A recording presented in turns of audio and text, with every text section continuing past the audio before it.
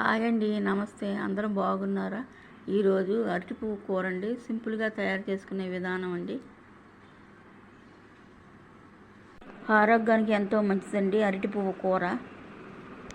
ఆరోగ్యానికి ఎంతో మంచిదండి అరటి పువ్వు కూర. అరటి మొగ్గ అంటారో పువ్వు అంటారో నాకు తెలియదండి. అలా తీసేయాలి. తీసేసినాక పక్కన అరటి పువ్వు ఉంటుందండి. ఆ పువ్వులో నుంచి చిన్నగా సన్నంగాను వైర్లాగా ఉంటుంది, అది తీసేయాలి.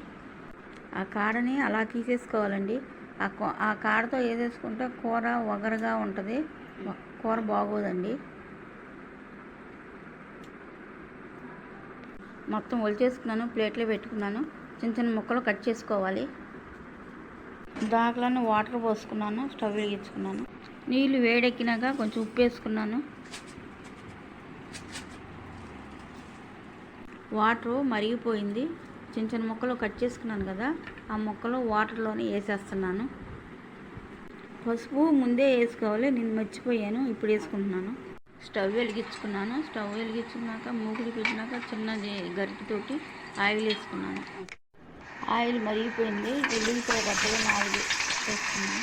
ఎల్లుల్లిపాయల తర్వాత ఆవాలు వేసుకోవాలి. జీలకర్ర వేసుకుంటున్నాను. ఉల్లిపాయ ముక్కలు వేసుకున్నాను. ఉల్లిపాయ ముక్కల తర్వాత ఎండుమిరపకాయలు వేసుకున్నాను. ఉల్లిపాయ ముక్కల తర్వాత కరివేపాకు వేసుకోవాలి. అలా గరిటతో కలుపుకున్నాక కొంచెం ఉప్పు వేసుకోవాలి.